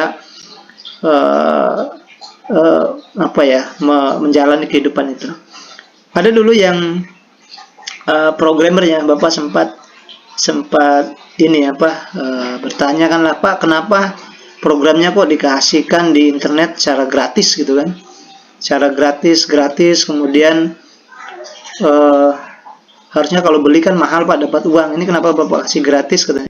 Dia bilang cuma sedikit ya, ini saya membuat program, ilmunya dari mana katanya. dari ya belajar Pak, tapi otak kita dikasih oleh Tuhan. Tuhan ngasih kita gratis gitu kan. Ya sudah, kita kasihkan aja secara gratis gitu kan. Kayak gitu ya, kasihkan secara gratis. Bapak kalau gratis misalnya, kita dari mana dapat uangnya? Ya Tuhan itu tidak tidur katanya gitu kan. Dan itu juga ya, dalam kehidupan Bapak sehari-hari juga pernah Bapak dulu bisa program perpustakaan ya, otomasi perpustakaan. Jadi kalau ada orang yang mau buat otomasi, udah untuk ke kampus saja. Bapak kan di UIN Raden Patah gitu ya, silakan ke kampus saja. Dulu Bapak sempat ke prodi perpustakaan, ini ke kampus saja deh, nanti Bapak kasih programnya, Bapak instalkan apa gitu ya. Setiap orang datang Bapak instalkan. Lalu kemudian di satu saat Diklat ya, Kemenak itu mau adakan pelatihan, pelatihan SLIM. Waktu itu kan Bapak SLIM ya, ngajarin Senayan otomasi perpustakaan itu ya. Nah, dia cari orang di Palembang, ini siapa yang bisa katanya gitu. Nah, Pak Mulyadi katanya gitu kan. Nah, dari situlah kan rezekinya kan datang dari situ. Kita kasih ke orang secara gratis, ada saja Tuhan ngasih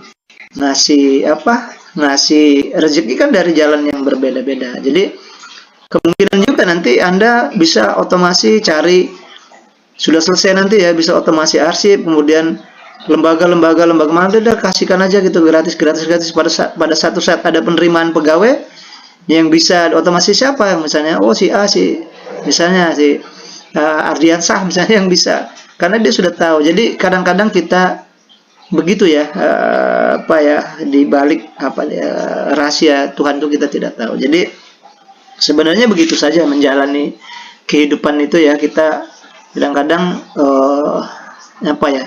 ya orang kan kadang-kadang sudah dihitung untung ruginya, tapi sebenarnya kalau kita ikhlas ibadah gitu kan, nah, itu akan kenikmatan jalani kehidupan itu akan lebih nikmat lagi kan. Oke, begitu ya. Baik, selanjutnya kita masih ada waktu sekitar 15 menit lagi. Bapak kembali lagi ke materi kita ya. Ini ada sekilas saja Bapak buat ini materinya. Ini ya, jadi perangkat lunak kalau kita beli ya, tadi ada open source ya, ada juga yang cara beli gitu kan.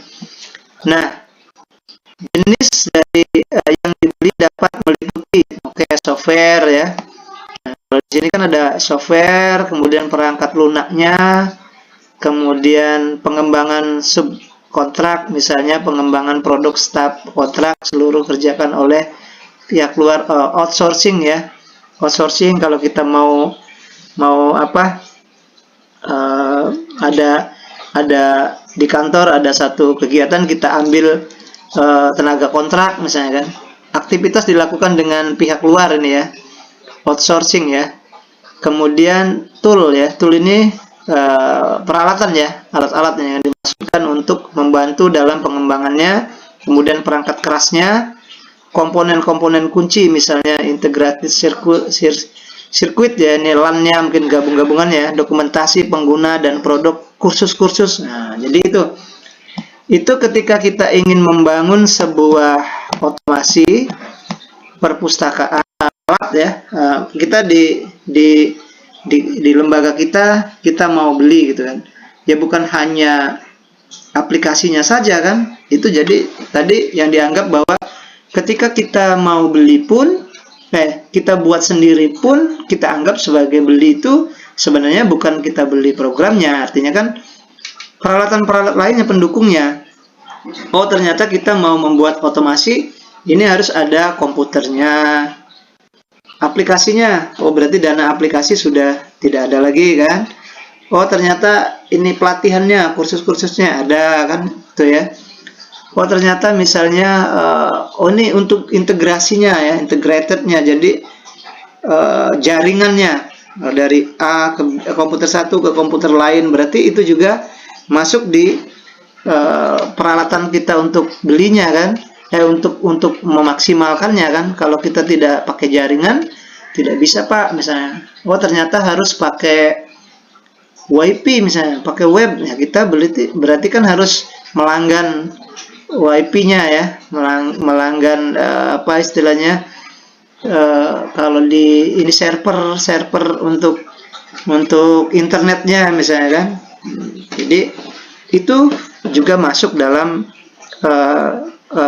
pelengkapan ketika kita ingin beli ya, baik open source maupun beli secara murni kan, karena ada pendukung-pendukung lain yang bisa berintegrasi, semuanya kan harus ada. Biasanya kalau kita beli ada hardware, software, bahkan brandware-nya, manusianya kan. Kita punya aplikasinya, terus punya alat komputernya, tapi yang mengerjakannya tidak bisa, ya sama saja misalnya kan. Kita mengerjakannya bisa Pak, misalnya orangnya hebat-hebat nih, tapi alatnya tidak ada, komputernya tidak ada misalnya. Komputernya ada, orangnya bisa, tapi aplikasinya tidak ada. Jadi semuanya juga harus dilihat ya, dilihat secara ini apa, cara apa, ya kesemuanya ya, sehingga bisa apa, berjalan ininya kan, berjalan semua pemrogramannya ya. Nah itu ya, jadi ketika kita ingin mau beli ya harus dilihat juga yang lain-lainnya, kelengkapan lainnya. Oke, kita lanjutkan lagi. Ini yang berikutnya adalah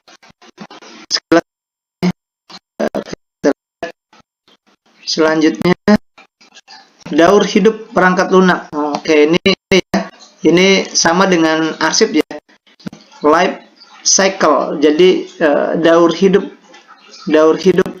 circle, apa, lingkaran hidup. Kalau arsip kan seperti itu ya, ada daur hidupnya. Kita mungkin di pengantar ilmu arsip sudah ada. Nah ini daur hidup perangkat lunak. Oke, katakan kalau kita mau membangun sebuah arsip, maka tahapan-tahapan ini yang harus kita ini ya, yang terus berputar kan, bersistem lah ya. Jadi ini ada tahap inisiasi katanya, dimulai saat sponsor mengidentifikasi adanya suatu kebutuhan.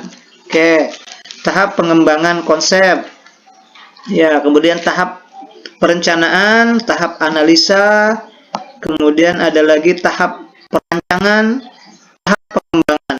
Nah itu ya, jadi sama seperti apa ya, daur hidup ya, sistem. Jadi ada, oh kita kalau kita mau membangun sebuah program aplikasi, oh ada tahap inisiasi tadi ya, ada merencanakan, kemudian juga ada pengembangannya, terus berputar seperti itu ya. Jadi kayak apa ya, kayak sudah seperti sistem. Nanti kalau misalnya kita sudah apa, selesai mulai lagi dari pengembangannya lagi gitu kan, dari tahapan-tahapan tadi yang ya seperti berputar ya, seperti ini. Sama seperti kalau sistem kehidupan manusia misalnya, ada lahir, ada dewasa, kemudian ada anak-anak dewasa ya, tua, kemudian meninggal lagi, lahir lagi, kayak gitu ya. Jadi daur hidupnya seperti itu ya. Kalau kita membangun sebuah sistem, oh dari inisiasi, berencana, kemudian kita apa tadi, ada tahap pengembangannya, kemudian perencanaannya, kemudian juga analisanya ya, baru di tahap rancangan dan pengembangan. Jadi seperti itu ya, ininya apa, daur hidupnya. Nah selanjutnya sampaikan yang selanjutnya ya, daur hidupnya, daur hidup perangkat lunaknya. Kemudian ketentuan fungsi ini yang kedua ya, sedikit ya. Kenapa? Tadi dalam hal merancang, anggaplah kita sudah ya merancang, kemudian merancang, kemudian pengembangannya seperti apa, kita sudah rencanakan apa yang akan terjadi, dievaluasi, dikontrol, ternyata. Nah, sekarang kita akan lihat dari sudut fungsinya. Kenapa kita mau membangun otomasi itu? Untuk apa misalnya kan? Nah, ini nanti juga bagaimana kegunaannya ya. Ini kita lihat aja langsung. Jadi ketentuan fungsi arsip ya, fungsional arsip. Ini yang kemudian fungsi arsip adalah di sini ada ketentuan fungsional aplikasi pengelola arsip merupakan ketentuan yang harus ada dalam satu sistem agar sistem tersebut dapat berfungsi untuk mengelola arsip sesuai kaidah kearsipan yang berlaku, standar dan sesuai dengan kebutuhan spesifik suatu organisasi. Ya, jadi kalau kita mau membangun sebuah aplikasi, ya kan kita nanti dilihat ya kaidah-kaidahnya, aturannya seperti apa, kebutuhannya untuk apa, semuanya bisa dinilai dari fungsinya ya. Bahkan semuanya biasanya ada dua macam ya. Kerja pun kita sebagai tenaga pegawai pun ada dua, satu yang administratif, satu yang fungsional. Biasanya kalau administratif ya biasa saja administratif gitu ya. Pegawai yang administratif naik pangkat pun cuma 4 tahun sekali, kemudian tanpa melalui proses apapun dimudahkan lah gitu ya. Yang penting udah 4 tahun kita usul naik pangkat sudah bisa. Tapi kalau dia misalnya seperti guru, seperti yang fungsional ya, termasuklah arsiparis nanti. Nanti kan kalau sudah selesai kan arsiparis itu fungsi ya, melihatnya nanti berdasarkan fungsional nanti kan. Kalau arsip, tenaga pengelola arsip nanti ada dua, ada tenaga arsiparis. Kalau tenaga pengelola arsip siapapun bisa ya, tanpa ilmu kearsipan dia bisa. Oh nih dia tamat SMA, sudah tugas di bagian pengelola arsip, bisa ya, bisa. Tapi kalau dia jadi fungsional arsip, arsiparis namanya. Nanti di kantor kearsipan itu ada dua pegawai, dua jenis tenaganya ya. Ada tenaga pegawai, ada tenaga arsiparis. Nah, arsiparis itu dia kalau mau diangkatnya harus memenuhi syarat. Satu misalnya D4 ilmu kearsipan atau S1 ilmu kearsipan atau D3 kearsipan gitu kan. Dan ke atasnya S2-nya, S3-nya misalnya kan. Nah, kalau tanpa itu dia tidak akan bisa jadi fungsional arsip. Jadi pegawai misalnya arsiparis, jabatannya sebagai arsiparis. Nah, makanya dua macam ya, sama seperti misalnya di kampus ya, ada dosen, ada pegawai staf administratif ya, pendik kalau bahasa zaman sekarang ya. Di guru juga ada pengelola sekolah, ada guru, ada juga staf TU dan yang lain-lainnya kan. Di arsiparis ada, di perpustakaan juga ada pengelola perpustakaan, ada pustakawan, namanya pustakawannya. Di komputer juga ada pegawai komputer, ada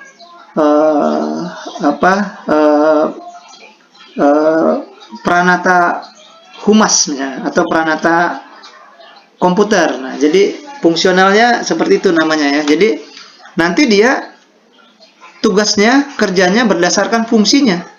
Oh, kalau dia arsip, kalau dia pustakawan misalnya, fungsinya oh ini nanti kalau kita di perpustakaan itu ada pustakawan, kalau di arsip ada kearsipan. Nanti tugasnya dia kemungkinan oh ini yang pustakawan ini yang kearsipan ini karena dia dianggap mempunyai kemampuan di bidang arsip. Nah, ini nanti tugasnya seperti apa? Oh nih, nah, kalau ada diklat ya, ada pendidikan dan latihan atau ada pengabdian, nanti ini yang maju yang bagian arsiparis. Kalau yang lainnya misalnya dihandle oleh staf ya, staf atau pengelola. Nah, itu jadi seperti itu ya. Jadi secara fungsional juga ini ketika kita melihat otomasi atau kearsipan ini juga kena fungsi-fungsinya ya untuk kegiatan di otomasi itu karena berdasarkan kemampuannya ya, karena dia fungsi dari otomasi arsip mau fungsinya untuk apa. Jadi kita melihatnya dari sana. Jadi nanti itu ya, ada klasifikasi untuk pegawai pun seperti itu. Ini juga di pengembangan aplikasi juga seperti itu. Oke, itu ya, ada waktu sekitar 2 menit lagi. Ini Bapak lihatkan saja secara umum ya, secara umum materi kita yang terkait dengan fungsi ya. Kalau tadi dalam pengembangan sudah bisa ini ya. Oke, ini salah nih ya, metodologi ini ya. Jadi fungsi tadi berdasarkan fungsi. Jadi ketika kita ingin melihat membangun sebuah pengelola, kita metodologinya seperti apa ya, perancangan, implementasi, pengelolaan, arsipnya seperti apa ya. Nah itu jadi metodologi ini ada aturannya ya menurut ISO ini. Kemudian tujuan, ketentuan fungsional aplikasi pengelolaan arsip. Nah ini banyak ya. Jadi kita lihat dari fungsi sebenarnya untuk apa, misalnya menyusun satu rencana kerja misalnya kan, mengkaji kinerja, mengembangkan ketentuan fungsional, kemudian mengevaluasi kemampuan dan mengelola, melaksanakan suatu auditnya, gitu ya, audit pengelolaan. Itu ya, jadi seperti itu. Kemudian ketentuannya juga ini ada ya, tinggal nanti silakan baca di ini ya. Ketentuannya misalnya satu untuk efisiensi, untuk penggunaan sumber daya keuangan, akuntabilitas ya, kepatuhan, mitigasi ya, mitigasi risiko, meminimalisir risiko ya, seperti itu ya. Jadi banyak kalau kita mau melihat fungsinya, kadang-kadang kita lihat dari ya ini kedepannya seperti apa, risiko-risiko yang akan dialami oleh lembaga itu seperti apa ya. Kepatuhan, kita menggunakan sistem juga rata-rata akan patuh ya. Kalau kita sudah punya sistem aplikasi, orang biasanya ikut dengan sistem ya, karena kalau melanggar dari sistem itu ya kena sanksi kan. Kemudian ketentuan fungsional aplikasi pengelola arsip. Oke, di sini dalam hal penciptaan, pemeliharaan, kemudian penyebar luasan ya, dan pelaksanaan. Itu ya. Jadi ini level pengguna yang Bapak sampaikan, pengguna. Setiap orang yang diizinkan untuk mengakses. Oke, pengguna yang berhak, pengguna yang memiliki hak akses. Nah, inilah mungkin pengguna tapi dia dikasih hak akses ya. Kemudian ini ada administrator, ini yang Bapak maksud administrator ya.